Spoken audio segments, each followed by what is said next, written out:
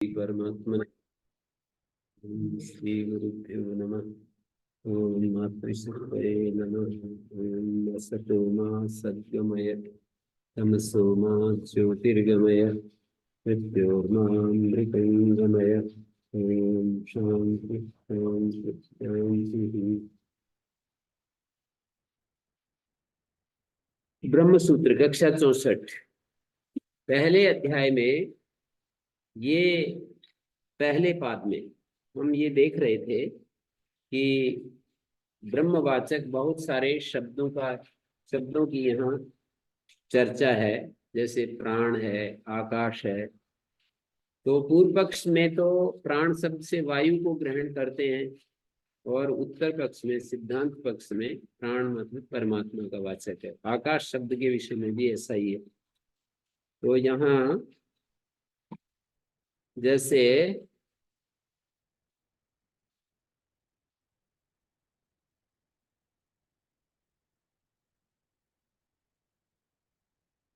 प्राणाधिकरण जो चल रहा है तो उसमें भी यही बात है। अतएव प्राणा मतलब प्राण शब्दवाच्य परमात्मा ही है, प्राण वायु नहीं, क्योंकि प्राण से सब भूतों की उत्पत्ति तथा लय कहे गए हैं। सारे भूत प्राण से उत्पन्न और उसमें ही लय बताया। तो वही उत्पन्न करना और नाश करना ये ब्रह्म में ही संभव है, भूतों को उत्पन्न करना और भूतों का नाश करना। अतएव प्राणा कल लिंगात मतलब उसमें परमात्मा के लिंग हमको दिखाई देते। वाक्य शेष में तद ब्रह्म ऐसा यदि कहीं पर मिल गया, प्राण की चर्चा करते करते अंत में एक वाक्य बोल दिया तद ब्रह्म, तो इसको वाक्य शेष बोलते हैं। वाक्य का शेष जो पद है उसमें यदि ऐसा चिन्ह मिल गया तो समझो उससे पहले वाला वाक्य पूरा का पूरा उसी का प्रतिपादन कर रहा है।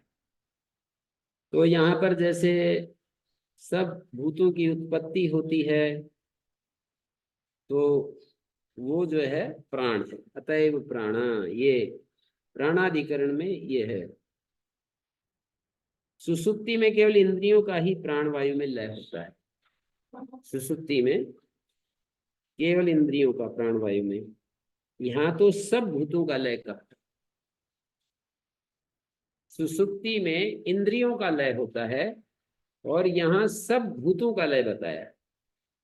तो सब भूतों का जो लय है वो तो परमात्मा में ही हो सकता है। सर्वाणी है वह श्रुतिगत, सर्वाणी है भूतानी, सर्व शब्द संकोच करना पड़ेगा। तो आकाश शब्द के समान प्राण शब्द भी श्रुति में रूढ़ी से ब्रह्म का वाचक है। इंद्रियों का लय होता है तो भूत का लय भी हो जाता है।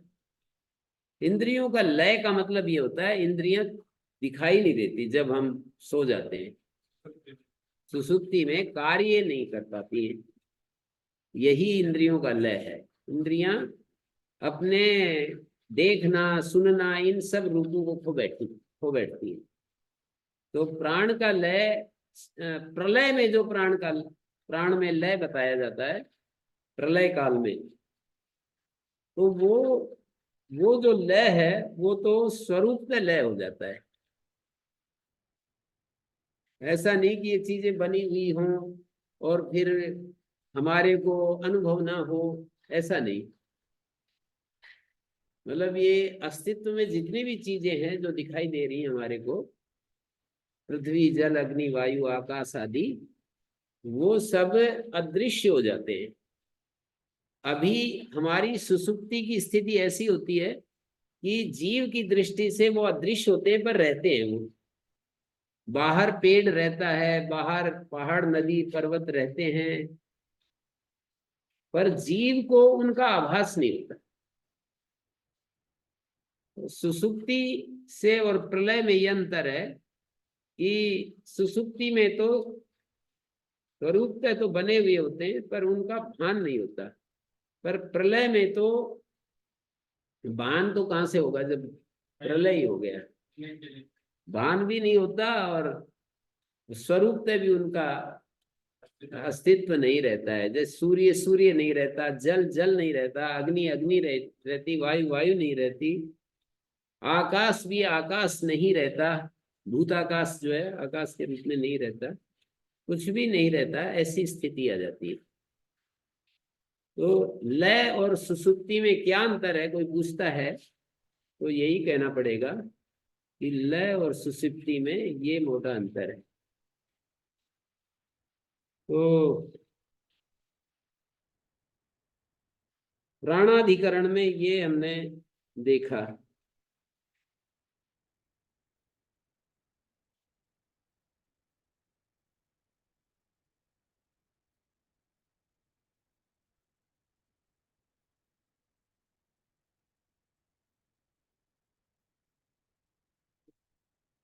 और ये ज्योतिष चरणाधिकरण है। ज्योति शब्द से क्या लेना चाहिए,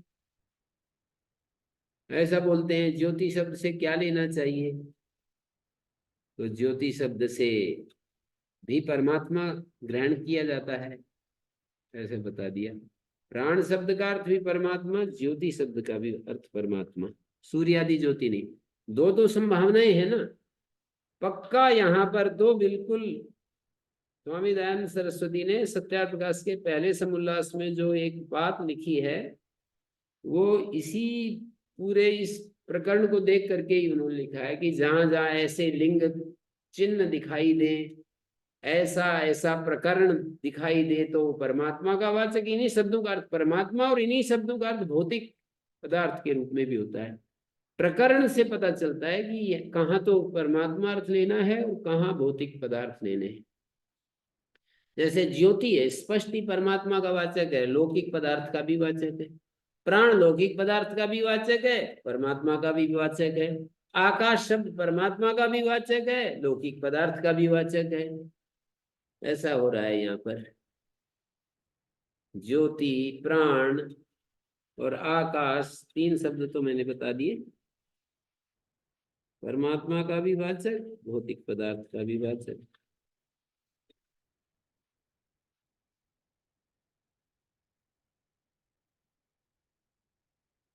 यहाँ पर एक 25वें सूत्र में ये कहा कि ये शब्द आया, 24वां सूत्र मुझे देखना पड़ेगा।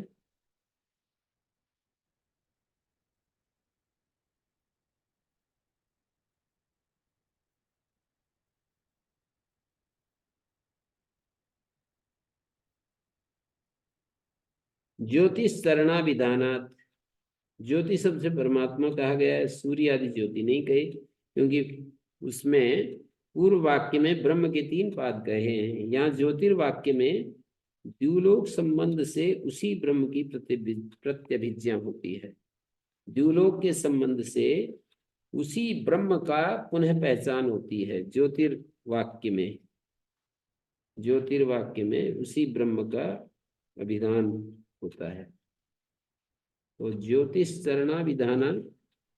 और 25वें वाक्य में कहा छंदो विधानात्, गायत्री वाइदम सर्वम भूतम श्रुतो गायत्र्याख्य छंद स उपक्रांतत्वात् पादत्रयवत्वं गायत्र्या ये उत्तम न तो ब्रह्मणा इति चेत न। पूर्व पक्ष उठा करके उसका उत्तर देते हैं कि गायत्री व इस स्तुति में गायत्री छंद का उपक्रम है, गायत्री ही त्रिपाद कही गई है, तो ब्रह्म त्रिपाद नहीं है, ऐसा कहना संगत नहीं है। गायत्री इस श्रुति में गायत्री छंद का उपक्रम है, प्रारंभ है गायत्री छंद। तो गायत्री ही त्रिपाद कही गई है, ब्रह्म तो त्रिपाद नहीं है, ऐसा यदि कोई कहे। छंदो विधानात् न इति चेत न। ये 25वें सूत्र की चर्चा कर रहा हूं मैं, पहले पाद का। क्योंकि स्तुति में गायत्री छंद द्वारा गायत्री में अनुगत ब्रह्म में चित्त की एकाग्रता करनी चाहिए, ऐसा उपदेश किया गया है। गायत्री छंद के द्वारा गायत्री में अनुगत जो ब्रह्म है उसमें चित्त को लगाना चाहिए गायत्री छंद के द्वारा। जैसे त्वं हिना पिता वसो त्वं माता शतक्रतो बभूविथ अथा ते सुम्नमीमहे, ये गायत्री छंद है। या इसी तरह से और बहुत सारे गायत्री छंद होते हैं। तो वहां पर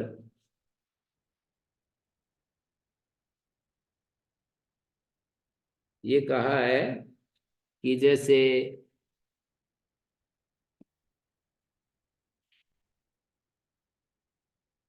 जहाँ गायत्री छंद के द्वारा तदनुगत ब्रह्म में पादत्रयवत्तम गायत्र्या युक्तम न तो ब्रह्मण।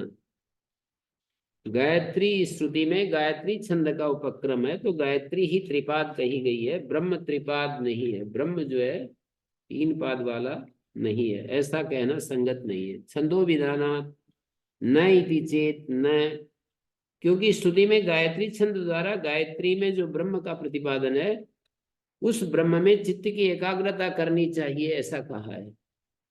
गायत्री छंद के द्वारा एकाग्रता बतानी, ऐसा उपदेश दिया, तो ब्रह्म ही त्रिपाद कहा है। ब्रह्म भी तो त्रिपाद का है, त्रिपादस्यामृतम दिवी। और एतम ही एव ऋग्वेदी होत्रिगण उक्त शस्त्र द्वारा उस परमात्मा की उपासना करते हैं। इन स्थलों में विकार द्वारा ही ब्रह्म की उपासना देखी गई है। चेतो अर्पण निगदादि तथा दर्शनम, निगदा तथा दर्शनम। चेतो अर्पण, अपने मन को लगाना। तो पूर्वस्मिन वाक्य न ब्रह्म अभिहितम अस्ति गायत्री वाइदम सर्वम भूतम यदिदम किंच। पूर्व पक्षी ने ये कहा था कि पूर्व वाक्य में ब्रह्म का विधान नहीं है। पूर्वस्मिन अभी वाक्य न ब्रह्माविधा अभिहितम अस्ति, ब्रह्म का कथन नहीं है, क्योंकि गायत्री वाइदम सर्वम भूतम यदिदम किंच गायत्री आख्य से छंदसो अभिहितत्वात्। ये सब प्राणी समूह और ये जो कुछ है वो सब गायत्री ही है। गायत्री नाम के छंद का विधान है, उसका समाधान करना चाहिए। तो तावानस्य महिमा तो ज्यायश्च पुरुषा, इतनी उसकी महिमा है। इस ऋचा में चतुष्पाद ब्रह्म का वर्णन किया है। तो पूर्वोक्त वाक्य में छंद का कथन होने से ब्रह्म नहीं कहा जा सकता, क्योंकि तावानस्य महिमा, इतनी उसकी महिमा है। इस पुरुष सूक्त के मंत्र में चतुष्पाद ब्रह्म का वर्णन किया है, तो पूर्वोक्त वाक्य में छंद का कथन होने से ब्रह्म नहीं कहा जा सकता। वो कैसे कह सकते हो? तो ये कैसे कह सकते हो?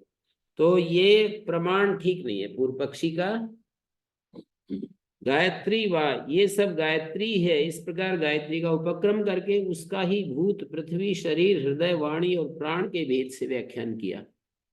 ये 5 शब्द मैं बोल रहा हूं, भूत, पृथ्वी, शरीर, हृदय, वाणी और प्राण, 6 शब्द हो गए। उसकी व्याख्यान गायत्री के विषय में सहसा चतुष्पदा षड विधा गायत्री, ये 4 पाद वाली 6 प्रकार की गायत्री है। भूत, पृथ्वी, पंचभूत, पृथ्वी, शरीर, हृदय, वाणी और प्राण,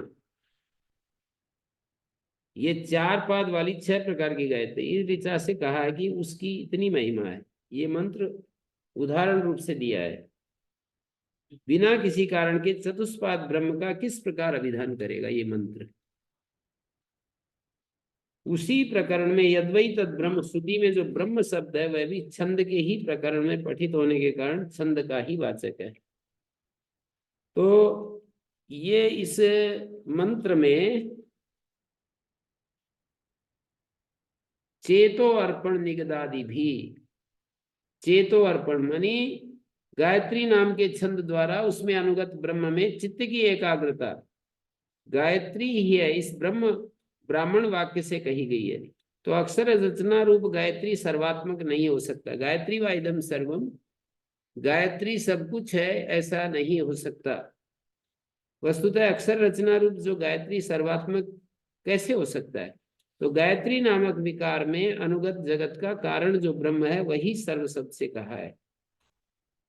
गायत्री नामक जो ये विकार है, इसमें अनुगत जगत का कारण जो ब्रह्म है वही सर्व शब्द से कहा जा सकता है। सर्वम खलु इदम, ये सब ब्रह्म ही है, इसमें जैसे कहा है कार्य कारण से अभिन्न होता है।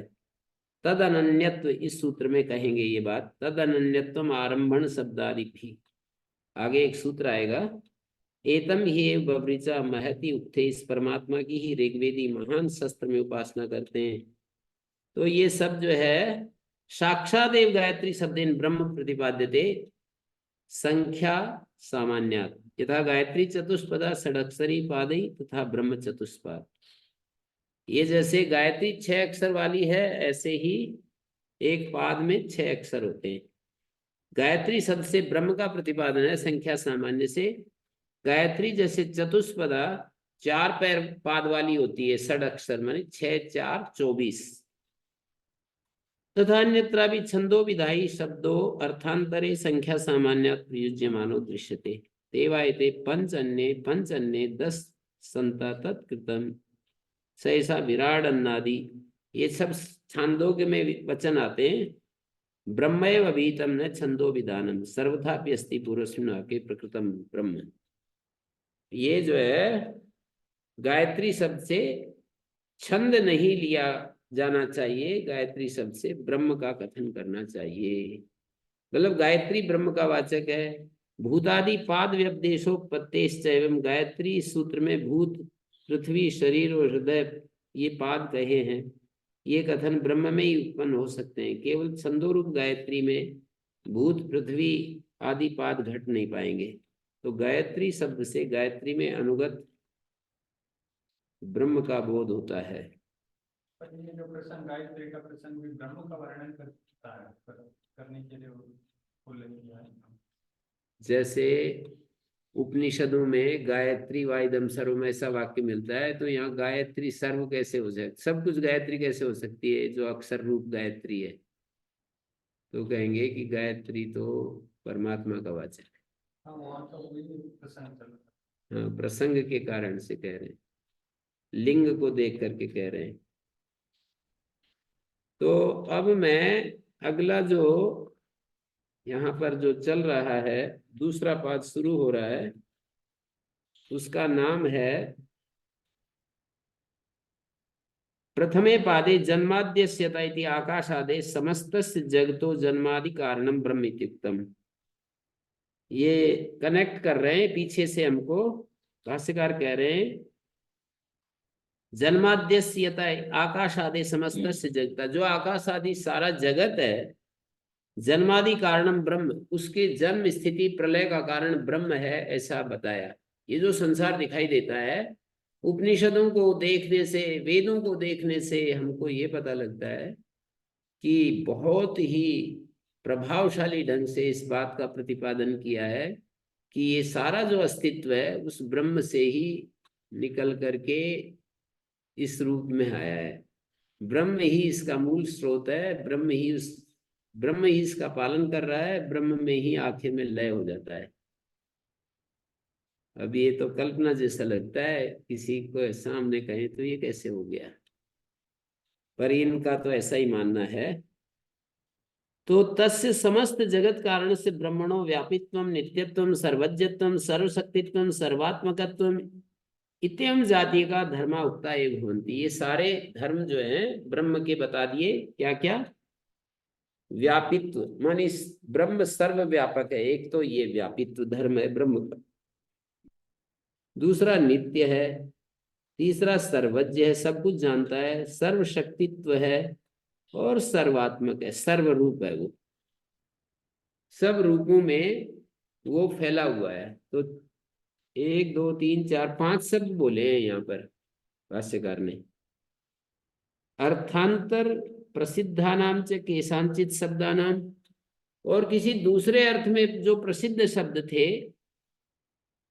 जैसे ज्योति शब्द अग्नि के लिए प्रसिद्ध था, प्राण शब्द वायु के लिए प्रसिद्ध था, आकाश शब्द भूत आकाश के लिए प्रसिद्ध था। तो ऐसे दूसरे दूसरे अर्थ में जो प्रसिद्ध शब्द थे, ब्रह्म विषयत्व हेतु उनको ब्रह्म विषयक बताया। प्रतिपादनेन कानिचिद वाक्यानि स्पष्ट ब्रह्मलिंगानि संदीयमानानि ब्रह्म परतया निर्णीतानि, उनको ब्रह्म परक है ये निर्णय दे दिया। थोड़ा थोड़ा संशय हो रहा था कि ये आकाश शब्द से भूताकाश लें या परमात्मा लें, प्राण शब्द से वायु लें, हमारा जो प्राण वायु है, मुख्य प्राण, या परमात्मा लें, ऐसे ही ज्योति शब्द से, गायत्री शब्द से ये अक्षर रूप गायत्री ले या परमात्मा ले।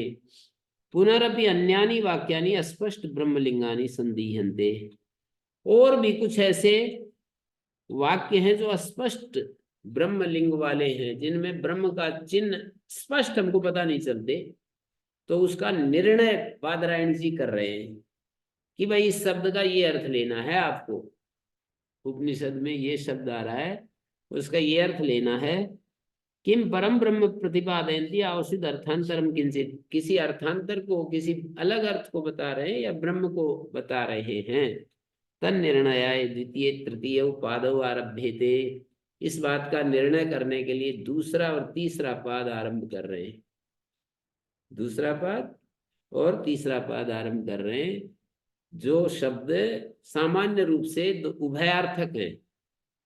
लौकिक पदार्थ को भी कह रहे हैं और परमात्मा को भी कह रहे हैं, तो निर्णय करके बताएंगे कि भाई इसका अर्थ लौकिक अर्थ में नहीं है, ये तो परमात्मा के वाचक है। तो इसमें सर्वत्र प्रसिद्ध अधिकरण ऐसा है कि ये अधिकरण आ गया, मनोमया प्राण शरीरो भा रूपा। सांडिल्य विद्या में मनोमय जीव है या परमेश्वर, ये संदेह होता है। पूर्व पक्ष तो कहेगा प्राण और मन से संबंध होना, हृदय में रहना, अति सूक्ष्म होना, ये जीव में ही घटेगा। मनोमयत्वादि धर्मों का समन्वय होने से मनोमय जीव ही है। मनोमय प्राण शरीरो भार रूप इत्यादि सिद्धांत कहता है मनोमय पदगत मय तद्धित। मनोमय में जो मय प्रत्यय है, प्रत्यय बने जो किसी शब्द के बाद में जो जुड़ता है, सब भाषाओं में प्रत्यय होते हैं, हिंदी में भी है। जैसे मनुष्यता, ता ये प्रत्यय है, सभी भाषाओं में प्रत्यय जुड़ जाते हैं। जैसे अंग्रेजी में ब्रदरहुड, भ्रातृत्व, तो भ्रातृत्व में त्वय जुड़ गया। मनुष्यत्व, मनुष्यत्व, तो यहाँ पर त्वय जुड़ गया। तो एक्टिविटी, एक्ट, एक्टिव, एक्टिविटी, तो वीटी में जो एक्ट क्रियापद है तो एक्टिव, IVE, ये प्रत्यय जुड़ गया। एक्टिविटी, ACTIVITY,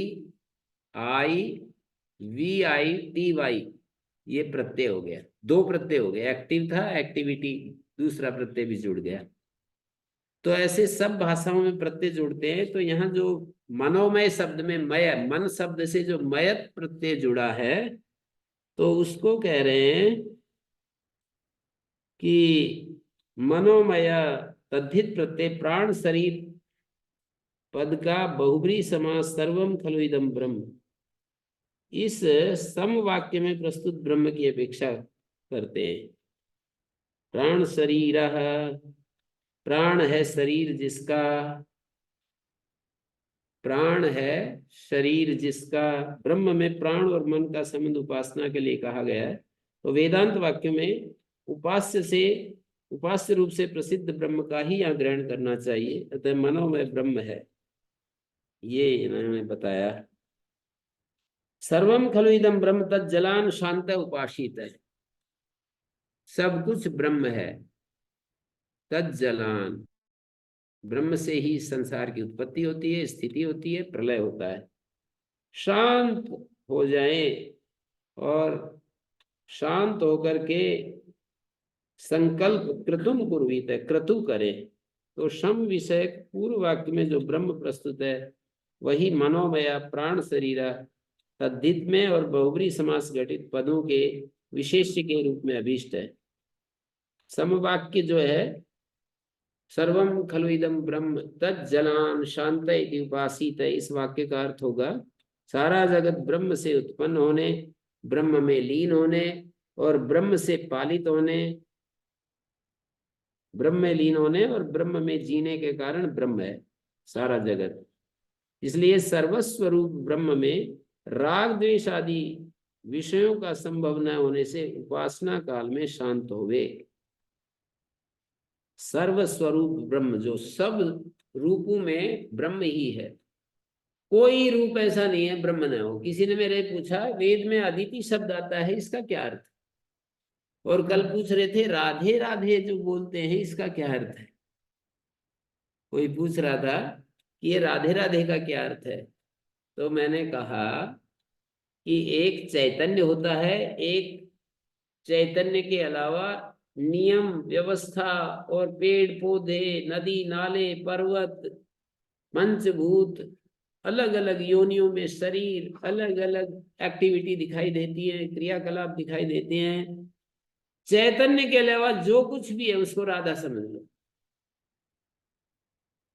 चैतन्य से के साथ में जो, जिसको सांख्य प्रकृति कहता है, वेदांत में जिसको माया कह दिया, उसको आजकल की भाषा में भक्त लोग राधा कह देते हैं, जो कृष्ण के भक्त हैं। तो वो शिव के भक्त उसको पार्वती कह देते हैं।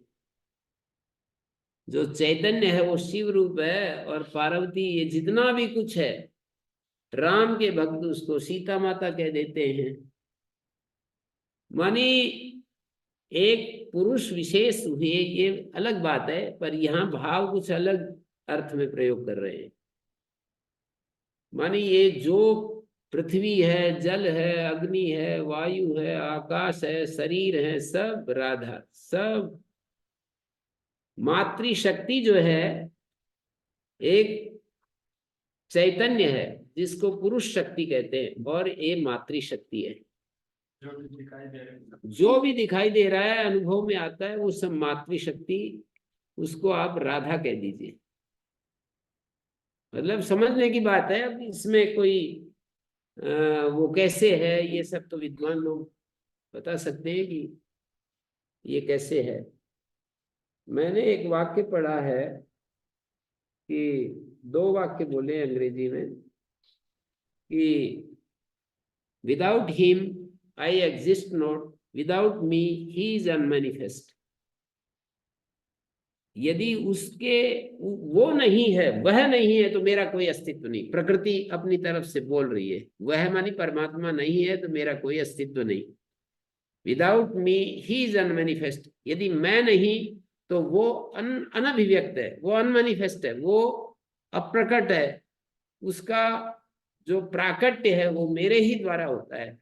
तो हम देखते हैं जो भी प्रकट रूप है वो सब मातृशक्ति का रूप है, और जो भी इसके पीछे चैतन्य की धारा प्रवाहित होती है ना, वो सब परमात्मा ब्रह्म परक है। ब्रह्म और प्रकृति का एक बहुत बड़ा कॉम्बिनेशन है। तो बिना प्रकृति के ब्रह्म अनभिव्यक्त रहता है, और बिना ब्रह्म के प्रकृति अव्यक्त रहती है। प्रकृति जो है वो माता का रूप है।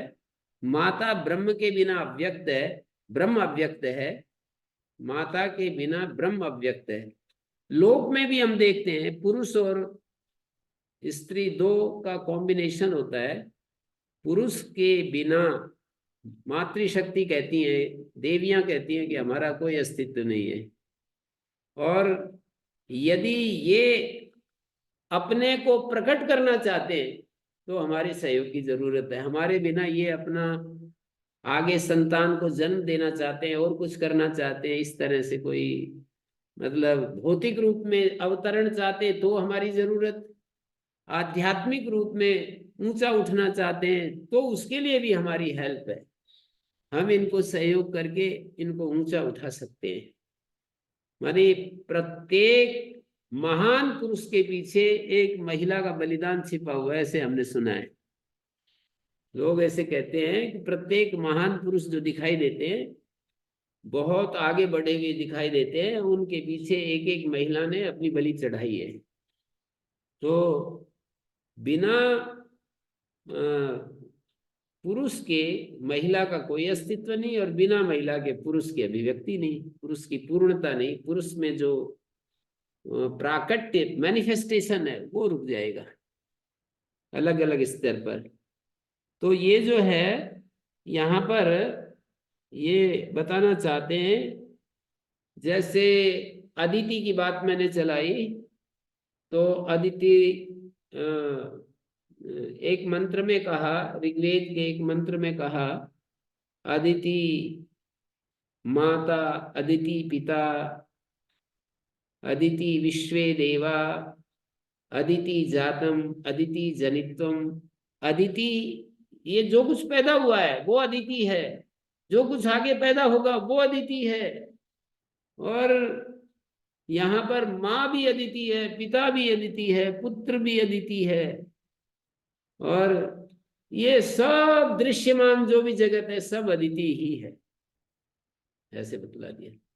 सारे देवगण, देव शक्तियां भी अदिति के ही रूप हैं। तो ऐसे हम समझेंगे, यहाँ पर कहा है सर्वम खलु इदम ब्रह्म, ये जो कुछ भी है वो सब ब्रह्म रूप है।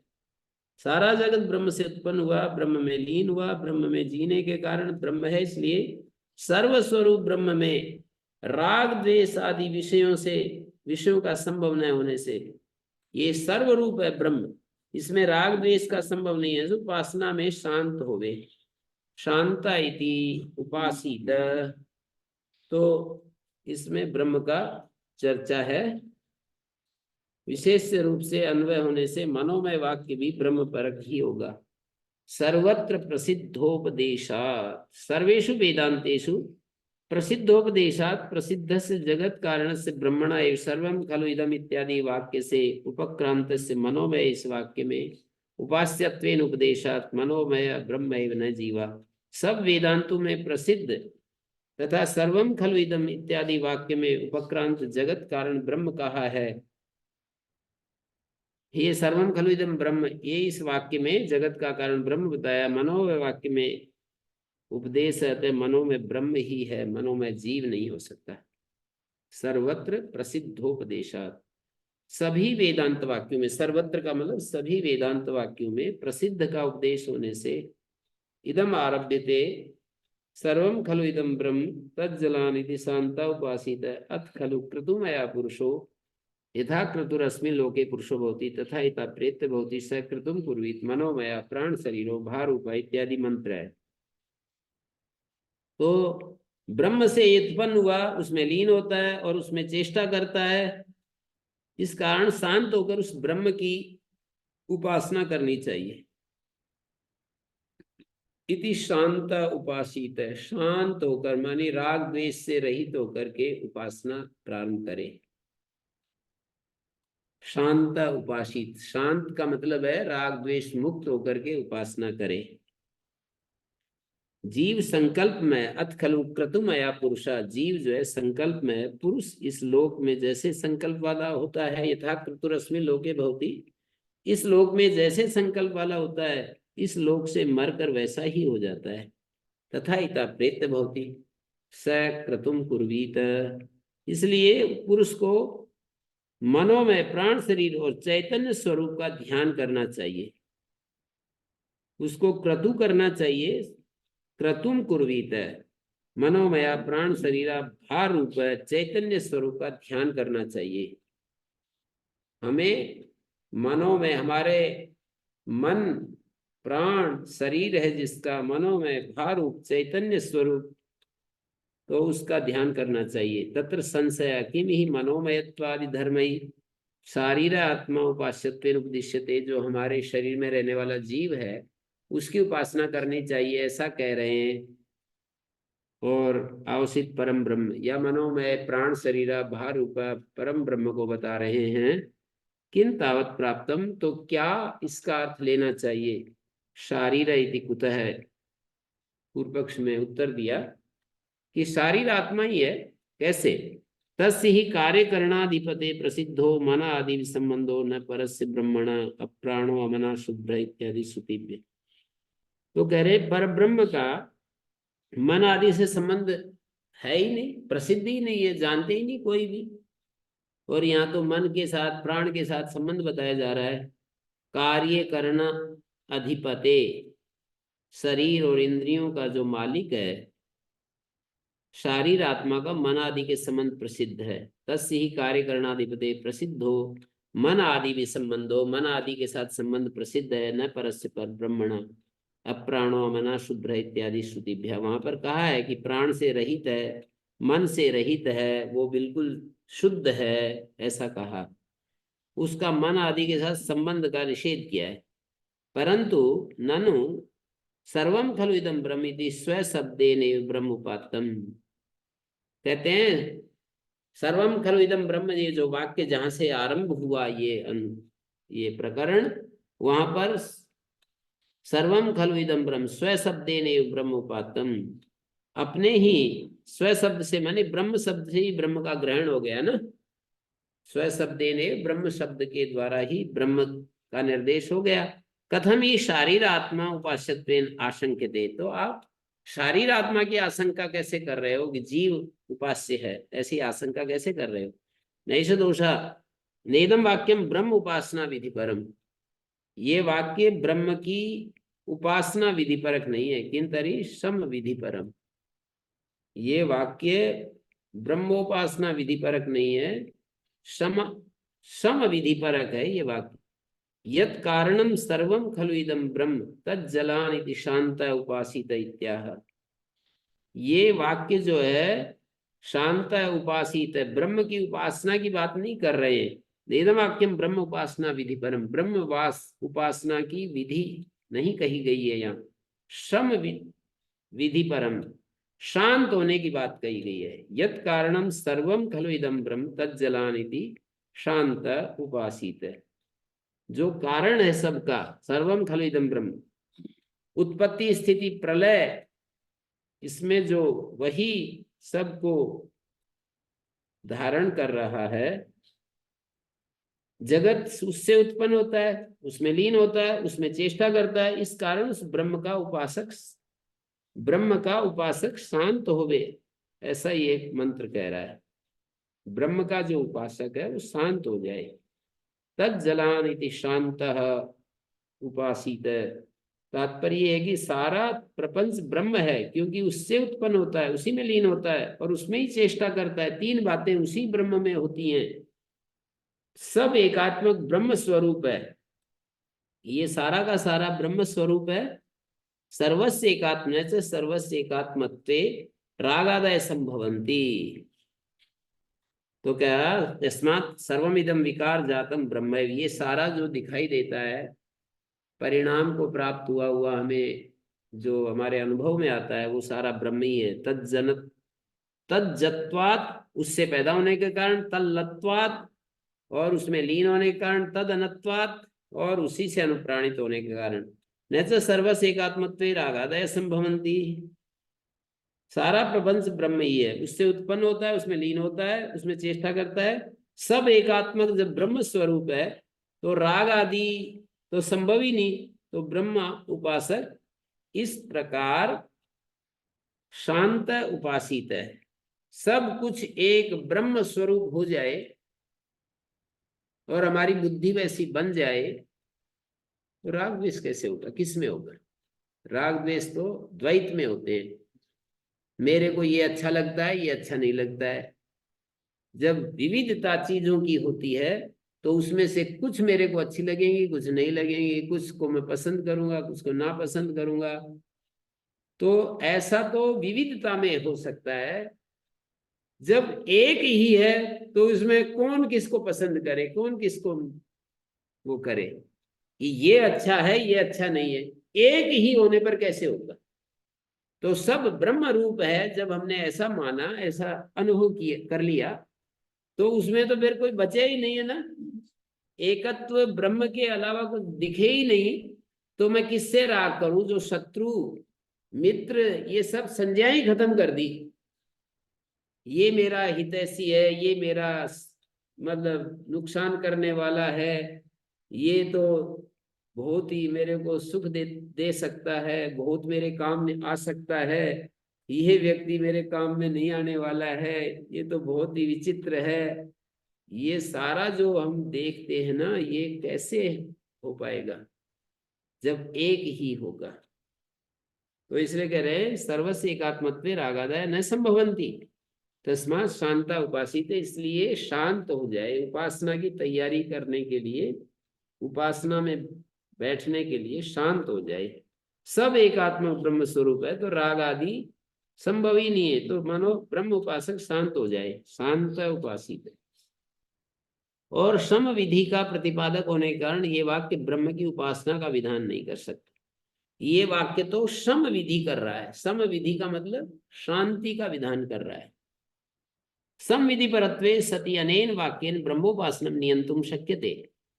जो ब्रह्म की उपासना है ना, उसका विधान नहीं कर सकता। उपासनम तु सकृतुम कुर्वीत इत्यनेन विधीयते। उपासना किसकी करे? संकल्प की उपासना की बात कही है। सकृतुम कुर्वीत, वो ध्यान करे। उपासना तो क्रतुम कुर्वीत के द्वारा इस वाक्य से विधान किया। क्रतु मानी संकल्प, संकल्प मानी ध्यान, निरंतर किसी चीज का ध्यान। क्रतुम कुर्वीत, ये है उपासना। संकल्प करने का मतलब एक बार निश्चय कर लिया, ये मतलब नहीं है संकल्प का। किसी ने निश्चय कर लिया कि मेरे को वेद पढ़ना है, मेरे को अष्टाध्यायी पढ़नी है, मेरे को ये गुरुकुल का ये पाठशाला बनानी है, ऐसे ये संकल्प नहीं है। संकल्प का मतलब उसी चीज में रहना, उसी का ध्यान निरंतर, उसको संकल्प कहते हैं। सक्रतुम कुर्वीत है, वो ध्यान करे, संकल्प करे, ध्यान करे। क्रतु संकल्पो ध्यानम इत्यर्था। भाष्यकार अर्थ करते हैं कि क्रतु करे। क्रतु का मतलब क्या है? बोले संकल्प। संकल्प का क्या मतलब है? बोले ध्यान। तस्य ही विषयत्वेन श्रूयते। उसका विषय के रूप में बताया, किस चीज का ध्यान करे। उपासना विधि के विषय के रूप में फिर आगे बता दिया, मनोमया प्राण शरीर है, इसका ध्यान करे। मनोमया जीवलिंगम, प्राण शरीर इति जीवलिंगम। मानी उपासना विधि के विषय के रूप में मनोमय ऐसा जीवलिंग की श्रुति है, तो कहते हैं उपासना जीव विषयक है। ये पूर्व पक्ष चल रहा है। जीव विषयक उपासना हुई। सर्वकर्मा सर्वकामा इत्यादि अपनी श्रूयमाण पर्याय जीव विषय उपपद्यते। कहते हैं इसमें तो आगे मिलता है, सर्वकर्मा है, सर्व काम वाला है, शब्द मिलते हैं सर्वकर्मा सर्वकामा इत्यादि इसी अनुच्छेद में, छांदोग्य उपनिषद में। तो ये जो है पर्याय से जीव विषय उपपद्यते। एष में आत्मा अंतर हृदय अणीयान व्रीहेर्वा यवाद्वा। ये जो आत्मा है मेरे हृदय में अत्यंत सूक्ष्म है, व्रीहि से भी छोटा, यव से भी छोटा, इति हृदयायतनत्वम अणीयस्तम आराग्र मात्र से जीवस्य अवकल्पते न अपरिच्छिन्नस्य ब्रह्मणा। हृदय में रहना, अत्यंत सूक्ष्म होना, और आरा के अग्रभाग, आराग्र मात्र से, आरा के अग्रभाग परिमाण वाला जो जीव है, जीवस्य अवकल्पते न अपरिच्छिन्नस्य ब्रह्मणा। जो अपरिच्छिन्न ब्रह्म में ये नहीं घटेगा, ये तो इसी में जाएगा, जाकर के ठहरेगा। हृदय में रहना, छोटापन, आर के अग्रभाग सदृश सूक्ष्म होना, ये धर्म जीव में ही संभव है। अवकल्पते, जीव में ही संभव है। न परिच्छिन्न से ब्रह्मणा, परिच्छिन्न जीव में संभव, क्या कहते हैं, निश्चीम ब्रह्म में ये संभव नहीं है। ननु ज्यायान पृथिव्या इत्यादि अभी न परिच्छिन्नत्वे अवकल्पते। कहते ये भी तो कहा है कि वो ज्यायान पृथिव्या ज्यायान आकाशादा आकाशात ज्यायान अंतरिक्षात, ऐसा भी तो कहा है कि वो अंतरिक्ष से भी महान है, वो पृथ्वी से भी महान है, बड़ा है, वो माने आकाश से भी महान है। ऐसे ऐसे शब्द भी तो सुनाई पड़ रहे हैं, उनकी तरफ क्यों नहीं देख रहे? ज्यायान पृथिव्या इत्यादि बिना परिच्छिन्नत्वे अवकल्पते। वो ब्रह्म को यदि हम परिच्छिन्न मान लें तो ये संभव नहीं है। अत्र ब्रूमा, अब ये दो विचार आ गए ना कि भाई ब्रह्म के भी लिंग सुनाई पड़ रहे हैं, जीव के भी, तो ये उपास्य कौन है? तो इसमें कह रहे हैं कि सुनो, न तावदणीयस्तम ज्यायस्तम च उभयम एकस्मिन् समाश्रयितुम शक्यम। ये जो ज्यायस्व और अणीयस्व है ना, किसी एक चीज में तो नहीं घट सकते, कि वो सूक्ष्म भी हो और बहुत बड़ी भी हो, नहीं हो सकता, विरोध है। अन्यतराश्रयणे च प्रथम श्रुतत्वाद अणीयस्त्वम युक्तम आश्रयितुम। और कह रहे हैं अन्यतर आश्रय करें, इन दोनों में से किसी एक को पकड़ना है तो पहले जो सुनाई देगा ना उसी में हम ज्यादा हमारा मन लगेगा, वो उसी को पकड़ेंगे। प्रथम श्रुतत्वाद अणीयस्तम युक्तम आश्रयितुम ज्यायस्तम तो ब्रह्म भाव अपेक्षा भविष्यति। ब्रह्म भाव की अपेक्षा ज्यायस्व देखेंगे, ब्रह्म भाव की अपेक्षा उसमें ज्यायस्व देखेंगे, और अणीयस्व माने उसकी सूक्ष्मता को देखेंगे। ब्रह्म भाव अपेक्षा जीव में, ब्रह्म भाव की अपेक्षा से जीव ब्रह्म है इस अपेक्षा से होगा। एकता ग्रहण करना अभीष्ट हो तो श्रुति में पहले सुने गए अणुत्व का ग्रहण करना ठीक बैठेगा, और महत्व जो है जीव में ब्रह्म की अपेक्षा से, जीव ब्रह्म है इस अपेक्षा से होगा। ज्यायस्तम तो ब्रह्म भाव अपेक्षा निश्चित है जीव विषयत्व, और जीव विषयत्व का निश्चय होने पर जो अंत में एतद ब्रह्म, ये ब्रह्म है, इस प्रकार ब्रह्म का संकीर्तन है अंत में। त एतद ब्रह्म तदपि प्रकृत परामर्शार्थत्वा जीव विषयमेव, वो भी प्रस्तुत परामर्श का होने से, परामर्शक होने से जीव विषय की होगा। इस कारण मनोमयत्वादि धर्मों से जीव उपास्य है। यहां तक पूर्व पक्ष की बात हुई। अत्र ब्रूमा भी पूर्व पक्ष को पुष्ट कर रहा है। न तावदणीयस्तम ज्यायस्तम च उभयम एकस्मिन् समाश्रयितुम शक्यम। अणीयस्व और ज्यायस्व जो है वो एक चीज में तो नहीं ले सकते हैं, विरोध हो जाएगा अन्यतर आश्रय से। और एक का आश्रय करेंगे तो प्रथम श्रुतत्वाद अणीयस्तम युक्तम आश्रयितुम, मतलब वो कहता है अणीयस्व ही हम कहेंगे, ज्यायस्व तो ब्रह्म भाव अपेक्षा है। और उसमें जो ज्यायस्व की बात है, महान की बात है, ब्रह्म भाव की अपेक्षा से जीव में ज्यायस्व की, जीव में ब्रह्म भाव की अपेक्षा से जीव ब्रह्म है इस अपेक्षा से होगा कि वो ब्रह्म भाव में रहेगा तो ज्यायस्व हो जाएगा, हमेशा उस भाव में जिएगा, महान भाव में, तो फिर वो ज्यायस्व हो जाएगा। ज्यायस्व का मतलब महान। निश्चित जीव विषयत्व यदंते ब्रह्म संकीर्तन, और जब जीव विषय निश्चय हो गया तो जो अंत में संकीर्तन मिलता है कि तद ब्रह्म, वो भी प्रकृत परामर्शार्थत्वा जीव विषय में, प्रस्तुत परामर्शक होने से वो भी जीव विषय की है। तो मनोमयत्वादि धर्मों से जीव उपास्य है। एवं प्राप्ते ब्रह्म परम एव ब्रह्म मनोमयत्वादि धर्म उपास्यम, परम ब्रह्म को मनोमय आदि धर्मों से उपासना करनी है। मनोमय इत्यादि धर्मों से परम ब्रह्म की उपासना करनी है। कुतः सर्वत्र प्रसिद्धोपदेशात्, सर्वत्र प्रसिद्धोपदेश होने से, यत् सर्वेषु वेदांतेषु प्रसिद्धम ब्रह्म शब्दस्य आलम्बनम जगत कारणम, सब जगह प्रसिद्धोपदेश होने से सभी वेदांत वाक्यों में प्रसिद्ध है कि ब्रह्म शब्द का आलम्बन जगत कारणम, ब्रह्म शब्द का आलम्बन जो जगत कारण है, ब्रह्म शब्द का आलम्बन जो जगत कारण है। और जो यहाँ वाक्य के आरंभ में सर्वम खलु इदम वाक्योपक्रमे श्रुतम तदेव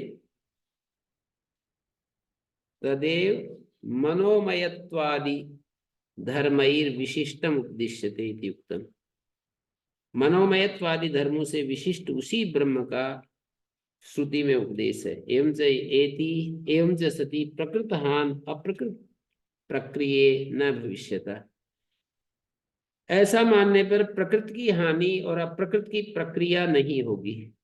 दो दोष होते हैं, प्रकरण प्राप्त ब्रह्म में संभावित मनोमयत्वादि धर्म का स्वीकार न करना और अप्रकृत जीव में इन धर्मों का कल्पना करना। तो जो प्रकृति की हानि और अप्रकृत को ग्रहण करना, ये दो दोष माने जाते हैं। प्रकृत हान अप्रकृत प्रक्रिये न भविष्यता, ननु वाक्योपक्रमे सम विधि विवक्षा ब्रह्म निर्दिष्टम न स्वविवक्षा इत्युक्तम, वाक्य के उपक्रम में विधि की विवक्षा से ब्रह्म का निर्देश किया, सम विधि की विवक्षा से शांत करने के लिए ब्रह्म का निर्देश किया। स्वविवक्षा मानी ब्रह्म विवक्षा से नहीं किया, ऐसा पीछे कहा। तो इस पर कह रहे हैं यद्यपि समविधि की विवक्षा से, समविधि विवक्षा है ब्रह्म निर्दिष्टम, तथापि मनोमयत्वादिषु उपदिश्यमानेषु तदेव ब्रह्म सन्निहितम भवति। मनोमयत्वादि के उपदेश में वही ब्रह्म सन्निहित होता है। जीवस्तु न सन्निहितो न च स्व शब्देन उपात्ता इति वैषम्यम। जीव तो सन्निहित नहीं है और स्व शब्द से, जीव शब्द से उसका ग्रहण भी नहीं किया जा सकता है। जीव और ब्रह्म में इति वैषम्यम, जीव तो सन्निहित भी नहीं है और स्व शब्द से माने जीव शब्द से उसका ग्रहण भी नहीं किया जा सकता। जीव और ब्रह्म में यही अंतर है, ऐसे कह दिया। इदम ही लिंगद्वयम लोक सिद्धम जीवम न सन्निधापयति। ये लिंग, ये दोनों लिंग लोक सिद्ध जीव को नहीं प्रस्तुत कर रहे। दुखिना उपास्यत्व उपास्ति अयोग्यत्वात्। कोई दुखी चीज है उसकी उपासना कैसे करेंगे, और कुछ फल भी नहीं मिलना। अतो विश्वजित न्यायन सर्वाभिलषितम आनंद रूपम ब्रह्म उपासना क्रियानुबंधी। विश्वजित न्याय से सर्वाभिलषितम, सबका अभीष्ट आनंद स्वरूप ब्रह्म ही उपासना प्रक्रिया से संबद्ध है। जीव तो फिर आगे कह रहे हैं ब्रह्म उपासना क्रियानुबंधी किंच ब्रह्म पद श्रुत्या लिंग बाधा इत्या न च स्व शब्देन उपात्ता। माने कोई कहे कि ब्रह्म पद का साक्षात श्रवण हो रहा है तो उस श्रुति से जीव लिंग की बाधा होती है, ऐसा कहते हैं। तो जीव और ब्रह्म में एक ब्रह्म की आकांक्षा से अनुग्रहित फलयुक्त जो प्रकरण है निष्फल जीव के लिंग से अधिक बलवान है। अन्यतर आकांक्षा अनुगृहीतम फलवत प्रकरणम विफल लिंगात बलीय। तो ये कुल मिलाकर के जीवस्तु न सन्निहितो न च स्व शब्देन उपात्ता। स्व शब्द से भी उपात्त नहीं है, ब्रह्म ही उपात्त है और सन्निहित भी नहीं है। तो यहाँ पर मनोमय आदि शब्दों से ब्रह्म का कथन हो रहा है। विवक्षित गुणापत्तेश्च, और उपासना के लिए उपदिष्ट सत्य संकल्प भार रूपत्व आदि गुणों का ब्रह्म में समन्वय हो सकता है। इस कारण मनो में ब्रह्म है, जीव नहीं है। विवक्षित गुणोपत्ते उपासनार्थम उपदिष्टा नाम सत्य संकल्प भार रूपत्वादि। तो यहाँ पर वक्तुमिष्टा विवक्षिता, जिनका कथन अभीष्ट हो विवक्षित कहलाते हैं। यद्यपि अपौरुषे वेदे वक्तुर अभावात न इच्छार्था संभवती। कहते हैं अपौरुषे वेद में ये कहां से इच्छा आ गई। ये विवक्षित गुणोपत्ति से, विवक्षित गुणों की उत्पत्ति होने से, तो कहते हैं अपौरुषे वेद में उसका कोई वक्ता न होने के कारण इच्छा कहां से आ गई। इच्छा रूप सन के अर्थ का संभव नहीं है। वक्तुर अभावात इच्छार्था न संभवती। तथापि उपादानेन फलेन उपचर्यते। उपादेय गुण में विवक्षित शब्द का उपचार से प्रयोग होता है, क्योंकि इच्छा का फल उपादान है। उपादानेन फलेन उपचर्यते। लोके ही यत् शब्दाभिहितम उपादेयम भवति तद विवक्षितम इति उच्यते। लोक में शब्द से अभिहित जो पदार्थ उपादेय होता है वो विवक्षित कहलाता है, और जो अनुपादेय होता है वो अविवक्षित कहलाता है। यद अनुपादेयम तद अविवक्षितम तद्वत वेदे अपि। लोक में तो ये बात है यत् शब्दाभिहितम उपादेयम, जो शब्द से अभिहित उपादेय गुण में विवक्षित शब्द का उपचार से प्रयोग होता है। जिसको हम ग्रहण करना चाहते हैं उनमें विवक्षित शब्द का उपचार से प्रयोग है, क्योंकि इच्छा का फल उपादान है। इच्छा जो है उसका जो फल है, पहले ज्ञान है, ज्ञान का फल इच्छा। इच्छा उत्पन्न हो गई तो उसका फल क्या है, किसी चीज को ग्रहण करना, किसी चीज का ग्रहण करना। इच्छा तो होगी ग्रहण करने के लिए, तो उसका फल उपादान है। तो लोक में भी शब्द से अभिहित जो पदार्थ उपादेय होता है वो विवक्षित कहलाता है, और जो अनुपादेय होता है वो अविवक्षित कहलाता है। तद्वत् वेदेपि उपादेयत्वेन अभिहितं विवक्षितं भवति, इतरत् अविवक्षितम्। वेद में भी उपादेय रूप से वर्णित पदार्थ विवक्षित और उससे भिन्न अर्थ में अविवक्षित होता है। उपादान अनुपादाने तो वेद वाक्य तात्पर्य अतात्पर्याभ्याम अवगम्यते। उपादान और अनुपादान तो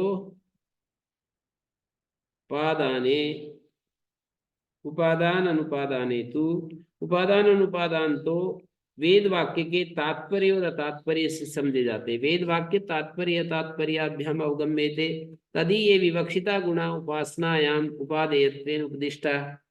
जो विवक्षित गुण है उपासना में उपादेय के रूप में स्वीकार किए। सत्य संकल्पत्व प्रभृतया, जैसे ब्रह्म सत्य संकल्प है, उसका संकल्प सत्य है,